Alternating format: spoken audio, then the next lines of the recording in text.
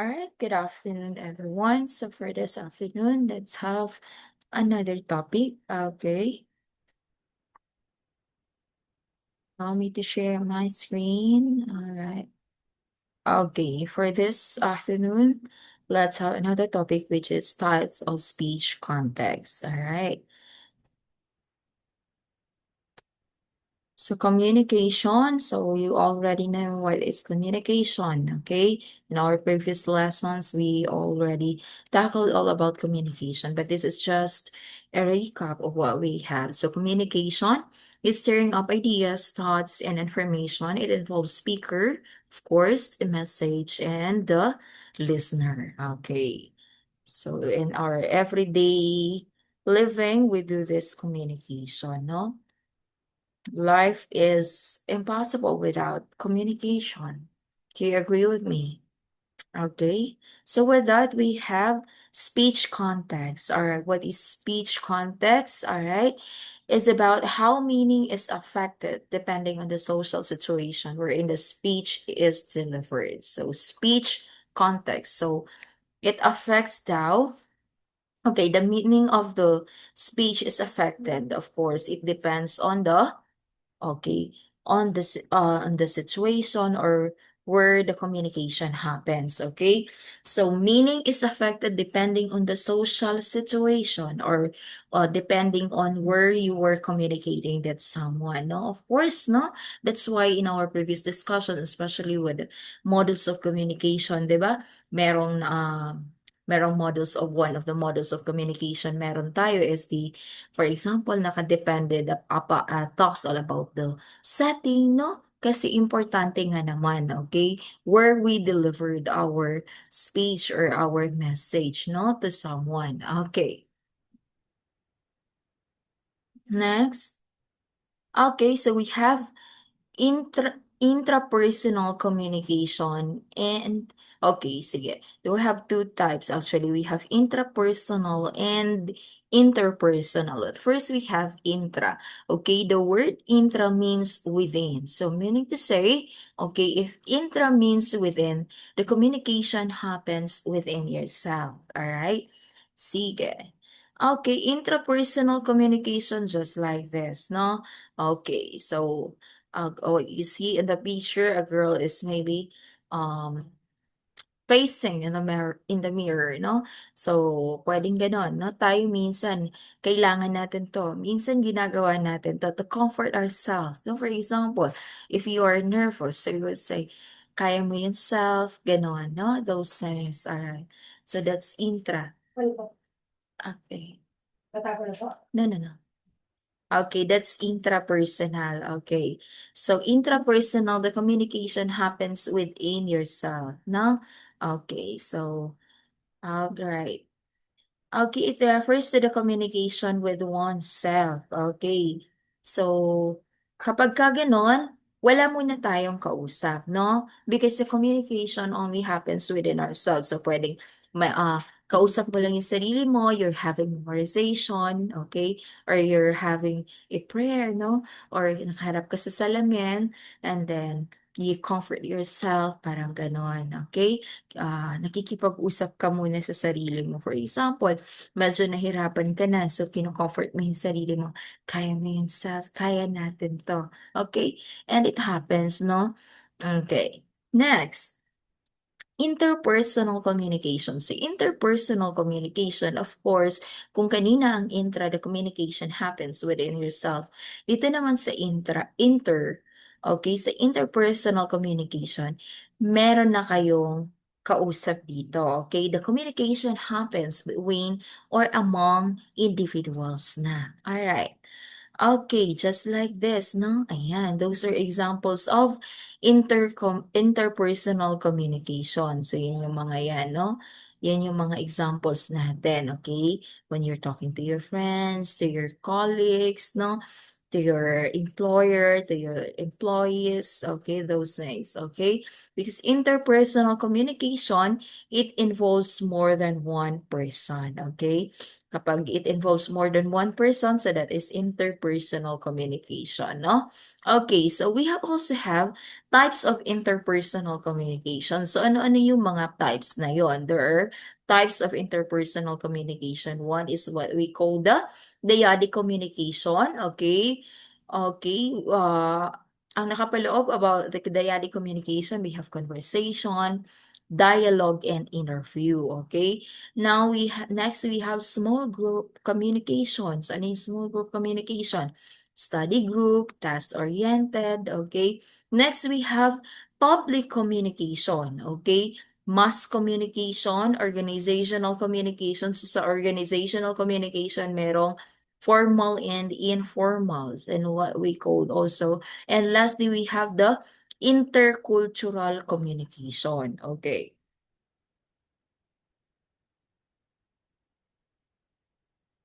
Okay, first we have dyadic communication. Okay, ano ba ang dyadic communication, class? Alright. So dyadic communication, it involves only two participants. Bear in mind with this, ha? One is the speaker and one is the listener. Come together to exchange thoughts and ideas. Okay? Tandaan, for the word dyad, kasi dyadic, okay? The word dyad means two. So meaning to say, dalawa lang kayong nag-uusap, no? Sorry. Okay, so dalawa lang kayong nag-uusap. Okay, involve only two participants. One is the speaker and the listener. Okay, kapag dalawa lang kayo, that is an example of dyadic communication. Okay, during your job interview, no? Pag ini-interview kayo, that is a perfect example of dyadic communication, di ba? So, dalawa lang kayo nag-uusap, the interviewee and the one who conducts the interview and you as ini-interview, no? Okay. Next. Okay, so another types of the okay, dyadic, okay. And here is types of dyadic communication. So, first one, we have conversation. O, kagaya niyan, no? It is the informal. So, tandaan natin kapag conversation, it is the informal dyadic communication. Conversation is a talk, especially an informal one, between two or more people in which news and ideas are exchanged. So, informal, no? So, pwedeng to your loved ones, you're talking to your partner, okay? So that is conversation, an example of conversation. You're talking to your father, you're talking to your mom, okay? Informal communication, no? Informal lang siya. Okay, that is the conversation. Next, we have interview and dialogue. Okay. So are the informal dyadic communication, okay? Interview, a meeting of people face to face, especially for consultation. Next, we have dialogue naman, a conversation between two or more people as a feature of a book, play, or movie. Okay.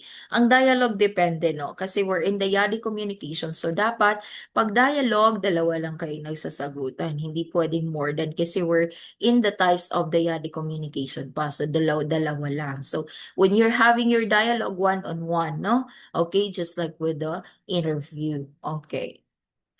Next, we have small group communication. Okay, ano naman to small group communication? Okay, it requires from 3 to 15 people to study an issue, discuss a problem, and come up with a solution or a plan. Okay, tandaan natin tong small group communication. It involves 3 to 15 people. Okay, yan lang tatandaan natin dyan. 3 to 15 people. Okay, small group communication. Next. Okay, so we also have the types of small group communication. One is what we call the study group. Okay, study group is meant to look into a problem but not necessarily come up with a solution. Okay, so nag-uusap lang. Okay, study group. Okay, okay. So pwedeng may pinag-usapan lang kayo. Okay. So, gusto nyong anuhin, for example, group activity, okay, sa groupings nyo, okay, ano kayong pwede natin gawin sa grupo, okay, small group or study group, no, kasama siya sa small group, okay. Next example, the teacher gave her students a task to find the error in the English book. Okay, for example, no? Yung mga patas ni teacher sa inyo. Okay, next. Okay, another types of small group communication, we have task-oriented. Ano tong task-oriented? It studies an issue to come up with a plan to resolve it. Okay, example, panel discussion, symposia, conference or meeting to discuss a particular subject. Okay, this is another types of small group communication which is task oriented. Okay, so perfect example, panel discussion. Okay, so di ba alam nyo naman na yan. Okay, next. Okay, public communication. All right.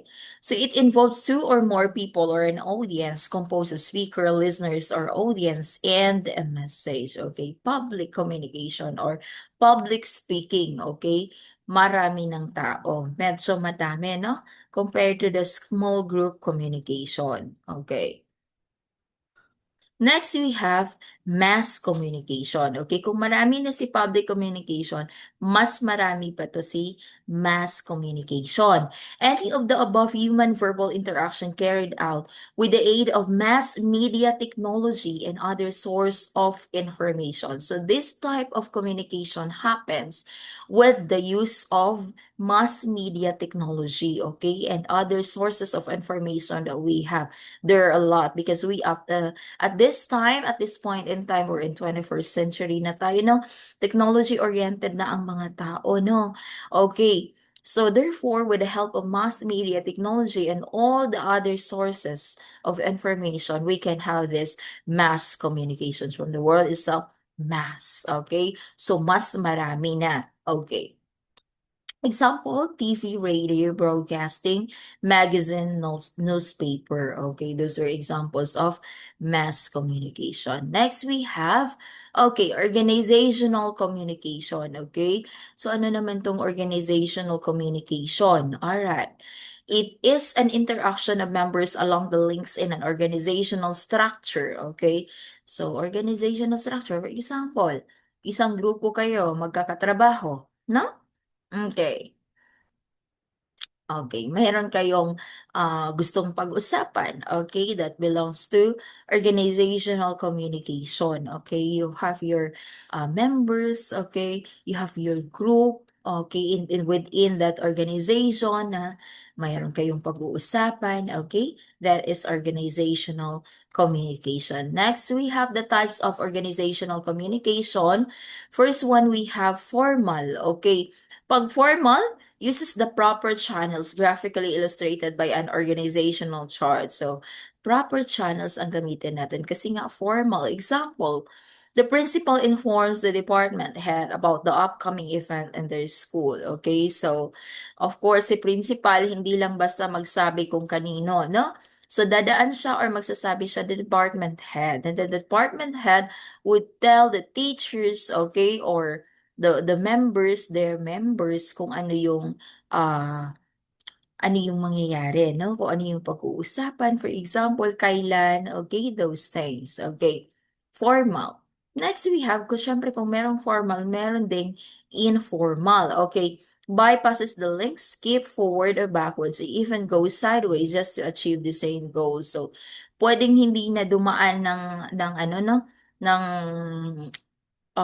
tawag dito, ng what I have in mind is a chain of command, no? In military, that's a chain of command kung tawagin. So, pag informal, pwede nang direct na lang.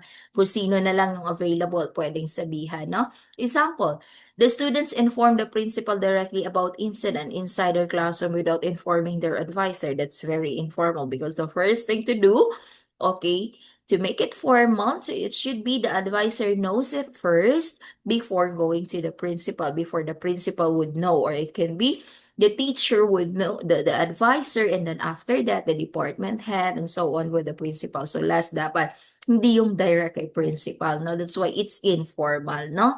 Okay. Lastly, we have intercultural communication. Okay, ano tong intercultural communication? Okay, the exchange of concepts, traditions, values, and practices between and among people of different nationalities and ways of life. Okay, just what you have seen in the picture, no, iba-iba sila ng lahi, iba-iba. Syempre, iba-iba ang languages na ginagamit, no? This intercultural communication is the hardest thing to do, no? The hardest one, no? It's a difficult, to communicate to one another. For example, no? Okay, because it involves your traditions, the culture, the practices, no? That's why, for example, if you are a Filipino, you're trying to go to other places, no? For example, you want to go abroad, you want to work abroad. So it's the first thing first, you should know the traditions or the culture of that particular place, no? And part of that is the language, no? And that's why, di ba, yung iba, bago pumunta sa ibang bansa, they really have to know the language, no? For example, kapag if you want to go to Korea, of course, you need to know the Korean language, at least the basic man lang, no? That's why they have the exams, no? You want to go to Korea, so merong magko-Korean language ka muna. Same as with Japan, no? Mag-aaral ka muna somehow ng Japanese language and so on with other countries. That's why, um, para mas maging madali, so if you wanna go to other countries, dapat dun ka na lang sa mga country na they speak in English. And that way, hindi ka na masyadong mahirapan, no? Kasi ang hirap naman kung ngayon mo palang aaralin yung language na yun, okay? So that's intercultural. So it has something to do with the culture, with the traditions, no? With the beliefs, the values, and practices of the people you're communicating with. All right, so this is your activity. Okay, you're going to write your answer. Okay, read and understand each questions carefully. Give the type of speech, context, and interpersonal communication appropriate for the given situation. So this is your task, okay?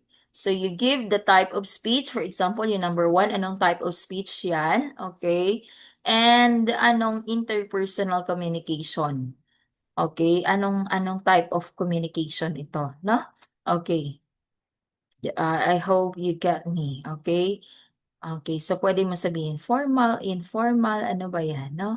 Tapos, anong type siya? Dyadic ba siya? Intercultural ba siya? Those things, okay? Next. Okay, that's 1 to 10 item. That's 10 item, ha? 10 item for you to answer, no? Okay? So to be submitted next meeting, of course. Mm-hmm. And all right, so for your assignments, research about the types of sentences and give at least 3 examples each. So that is your assignment. And that ends my discussion for this afternoon. I hope that you learned something from my discussion. And with that, just do your task, okay? And you just have to submit it next meeting. All right. So good luck, everyone. And please do study because we will be having a quiz this coming class, no, na parating natin. Next meeting, we will be having classes. Okay, so that's it. Thank you, everyone, and God bless.